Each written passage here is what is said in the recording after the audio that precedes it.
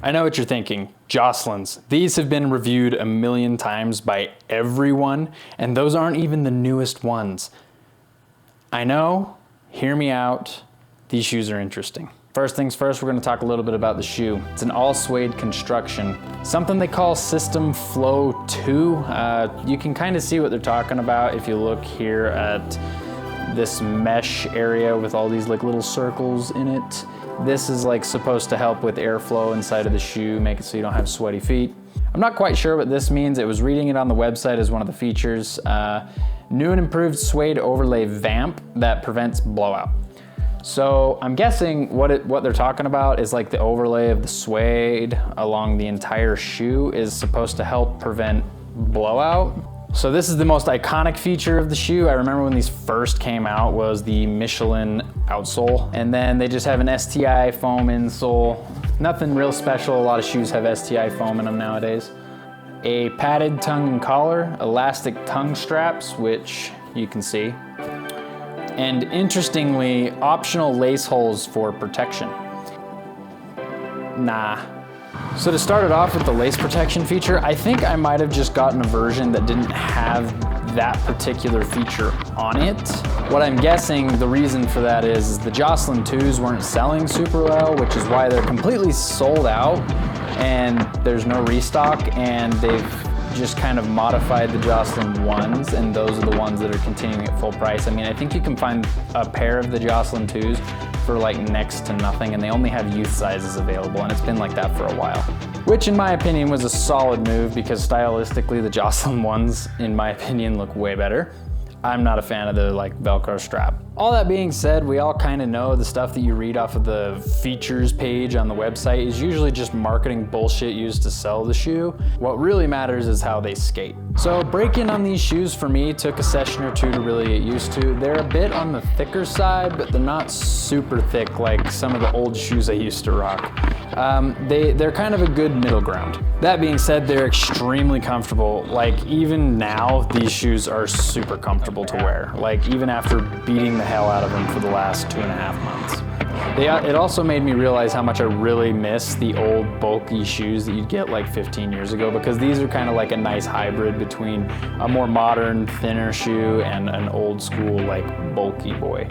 Being a middle ground, the board feel wasn't terrible. It wasn't like a huge, thick shoe that you couldn't feel your board and you were just kind of guessing, but it also wasn't so thin that you got no protection. Drops specifically were way more achievable in these shoes. They were extremely comfortable. They handle the impact really well, which carries over into more than just drops, like just everyday, like lower impact stuff. With the amount of up and down movements, it really is a lot easier on your knees, and it helps you skate better for longer. I also didn't feel deterred to really try anything in these shoes. Like I really felt like I had just as much control as I normally would. For me, I felt like my flat ground was extremely consistent in these, and I felt like I had no limitations in the way of technical tricks. Considering they're a cup sole, you're obviously gonna get the really good heel flip flick, but in these, I didn't have an issue with kick flips at all. In fact, I really liked my kick flips in these shoes. They just had enough grip to get the job done. They skated really, really well, and I felt really consistent in them. For me, they didn't particularly excel in any area other than drops. They were really just a good standard shoe, and I think overall they just skated well in every discipline. Yes, they did blow out here on the sides, as you can see. That was actually the first thing to go, and this is the first thing we're gonna be talking about with durability. Now, this thick plastic pad on the side definitely held everything together real well, and it was kind of hard to get it to go through this initially. It did a pretty good job of protecting itself. In fact, these shoes still are totally skatable.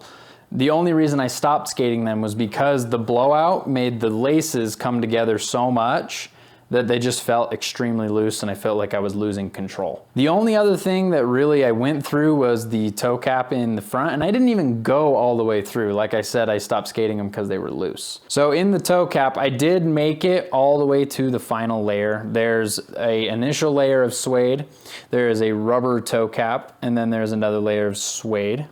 And then there's like this canvasy, like, I don't know, it kind of looks like drywall or something, but I didn't even go all the way through. In fact, I don't even think I made a dent in the toe cap. It kind of just looks like it's floating in there. I don't know how easy that is to see, but there's like no damage to the toe cap, that rubber toe cap piece at all. I kind of wish they would have wrapped the rubber toe cap around the entire front of the shoe just so you actually made contact with the rubber toe cap, because the way it looks right now, it looks like it did almost nothing to prevent me from going through the rest of the layers.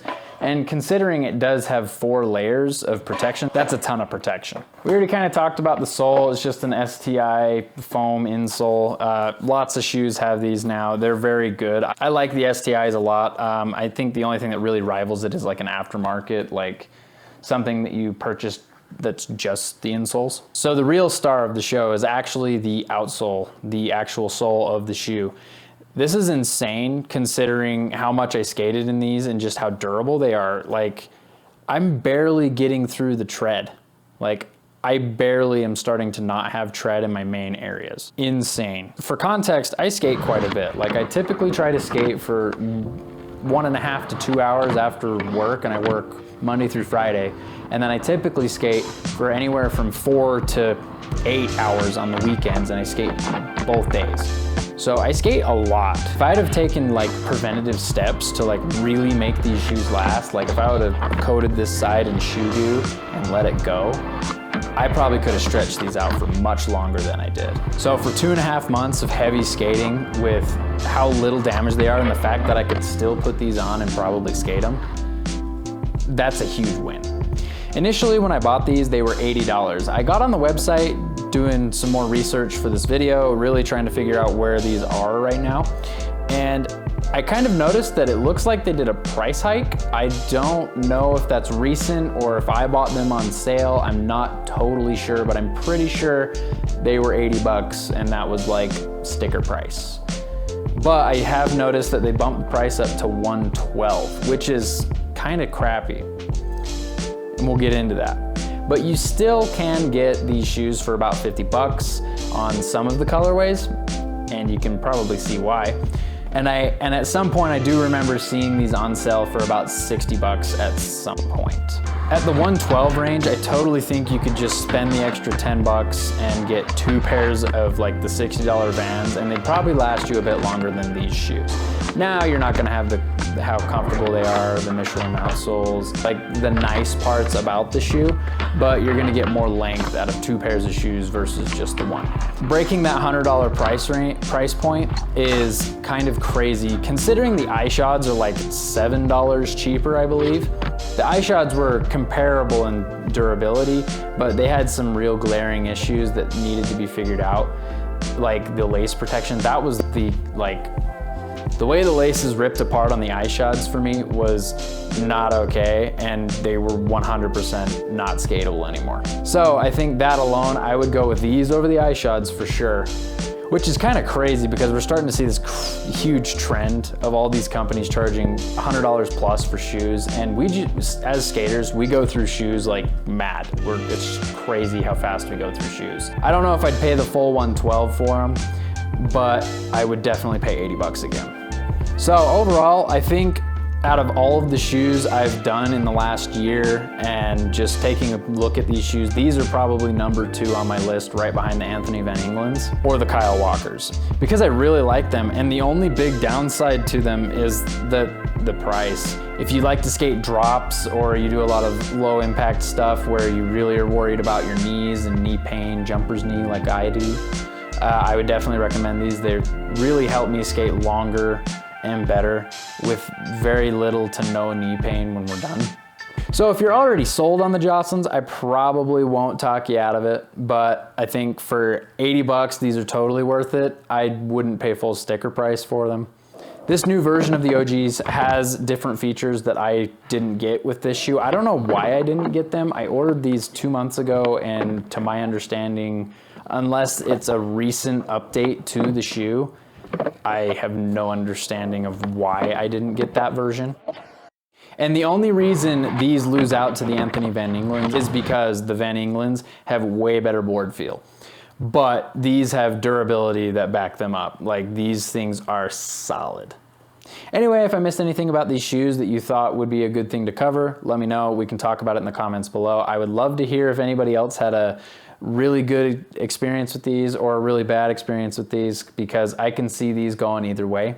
Or maybe you'll justify it and make it worth the 112 to me, and now these will just be my main skate shoe. Drop me a sub if you've been here before. If you like the video, give it a like, and I'll see you in the next one.